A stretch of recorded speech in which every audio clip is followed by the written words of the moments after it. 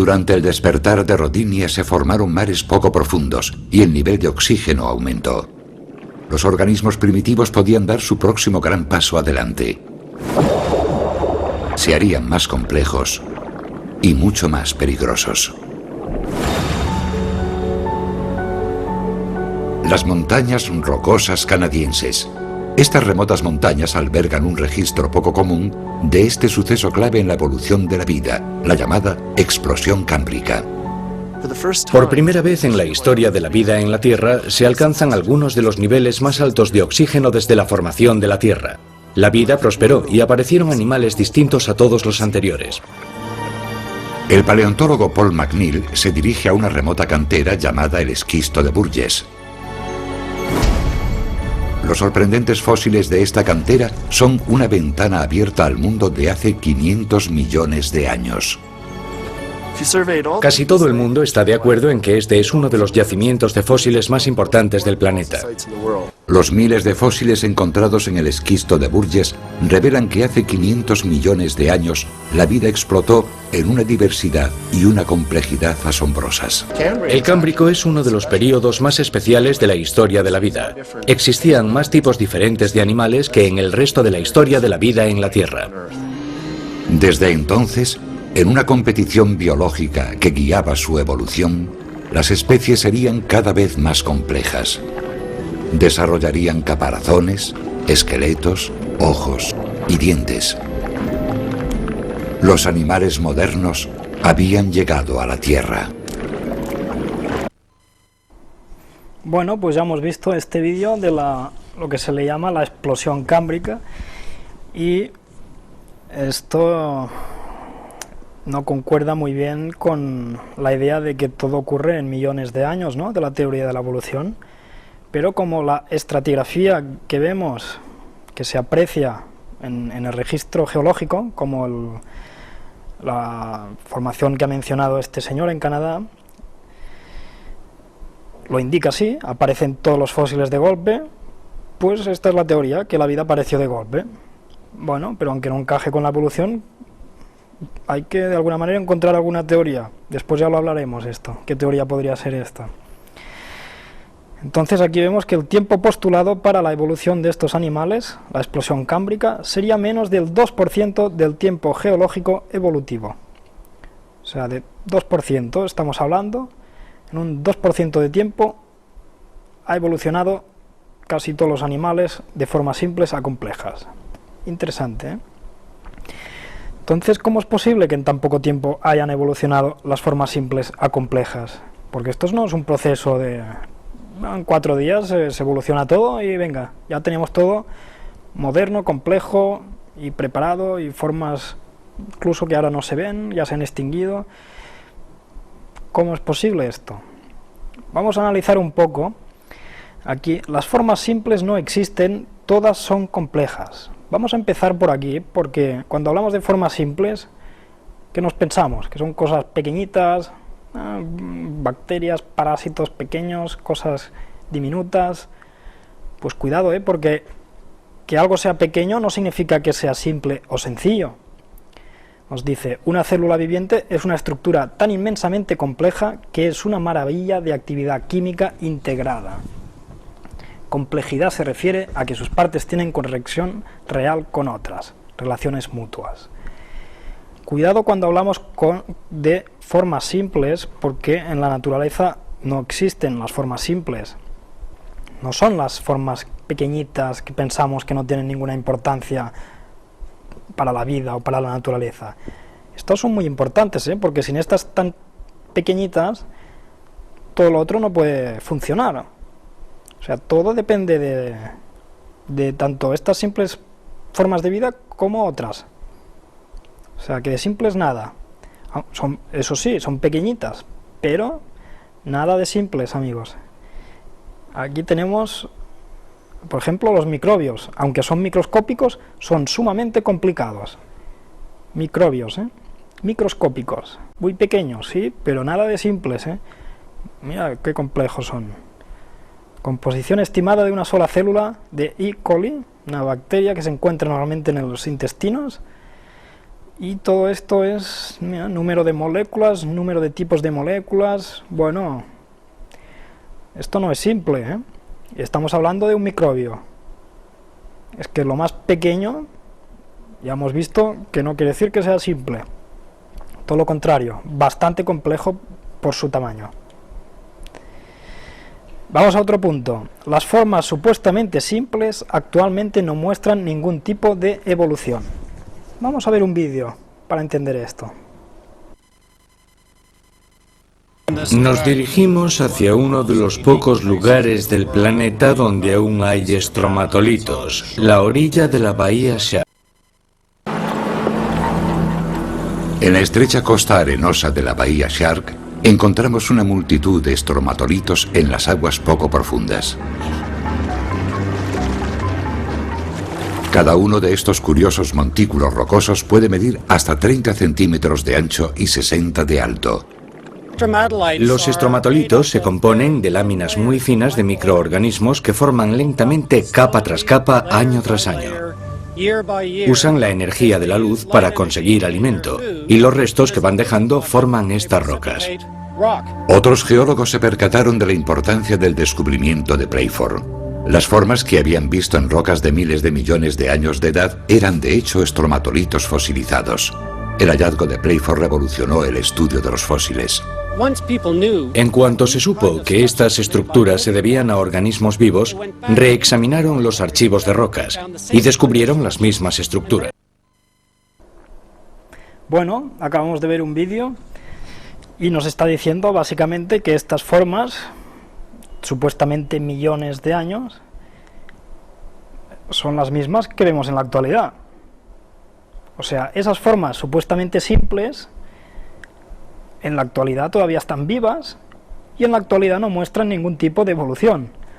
Entonces, ¿qué es lo que ha evolucionado? Nada, porque lo mismo que había antes está ahora. Lo mismo que había hace millones de años sigue siendo lo mismo ahora. Y esto son hechos, no son teorías, ¿eh? Cuidado, dos cosas distintas. Vamos a ver otro vídeo. Ahora hemos visto los estromatolitos, ahora veremos otra vida, otro tipo de vida.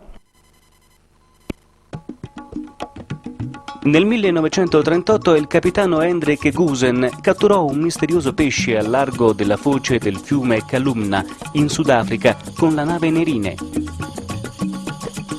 Marjorie Courtney Latimer, curatrice di un museo a East London vicino Cape Town, aveva intuito di cosa si trattava.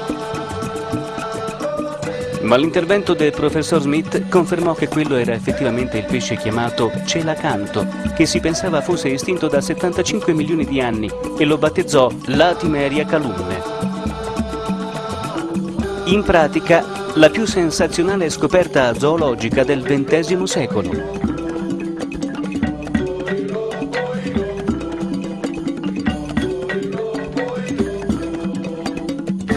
Bisognò però aspettare oltre 14 anni per trovare un secondo esemplare, ritrovato nelle isole Comore, dove già era conosciuto dalla cultura locale, ma mai segnalato dalla scienza. Infatti, nel 1952 Smith si recò alle Comore con l'aiuto di alcuni militari sudafricani per recuperare il dinosauro. Il celacanto, detto anche fossile vivente, è forse da considerarsi un cugino stretto dell'Eusthenopteron, il pesce che ha colonizzato la terraferma circa 360 milioni di anni fa e l'antenato di tutti i tetrapodi, anfibi, rettili e mammiferi, ma tuttavia questa parentela è ancora piuttosto controversa. Vive in ambienti profondi, circa 180 metri, ed ottimo predatore. Si pensa che possa vivere anche 60 anni.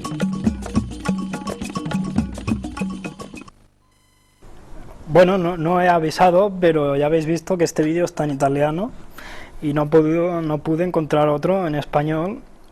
Lo que nos está diciendo aquí, lo que nos ha explicado, creo que se puede entender un poco, es que se encontró un pez que era el celacanto, que supuestamente había vivido durante millones de años, hace mucho tiempo, y se ha encontrado últimamente, no hace mucho se pescó uno y se vio que era el mismo que el fósil. O sea que no había cambiado, no había evolucionado. Curioso. Vamos a ver esto. Si las formas simples hubieran evolucionado a complejas, tendrían que haber miles y miles de hechos que así lo demostraran, fósiles de las formas intermedias. Pero no existe ningún fósil de formas intermedias que se pueda demostrar. En la columna geológica las formas aparecen de forma repentina y son iguales que las que existen en la actualidad. Y este es un punto muy importante y muy serio, porque aquí tenemos hechos, que son fósiles, tenemos lo que se llama fósiles vivientes, o sea, especies animales o vegetales que todavía viven en la actualidad y que son lo que estaba en esos fósiles, y no han cambiado, o sea, siguen siendo las mismas formas, o sea, no hay evolución. Curioso, ¿eh? Aquí tenemos Charles Darwin, que nos dice: exactamente en la misma proporción en que este proceso de exterminación ha actuado en escala enorme, así el número de variedades intermedias que existieron anteriormente sobre la Tierra debe de haber sido realmente enorme. ¿Por qué entonces no está cada formación geológica y cada estrato lleno de eslabones intermedios? La geología no revela ninguna cadena orgánica detalladamente gradual, y esta tal vez es la objeción más obvia y más seria que se puede plantear contra mi teoría. Ay, ay, ay, que Darwin ya lo sabía, que si decimos que las especies evolucionan, tendrían que haber eslabones intermedios, ¿no? Pues no hay ninguna prueba, ningún hecho que demuestre esto. Cuidado, porque esto es hechos, no teorías. Y Darwin lo sabía. Vamos a ver más ejemplos. Fósiles vivientes. Ya hemos dicho que tenemos el fósil, datado en millones de años, y al lado, actualmente, pues el que está vivo, la especie viva, en este caso el nautilo, la concha, idéntica, no cambia. Lo que se parecía, lo que podría ser la forma simple, no ha evolucionado.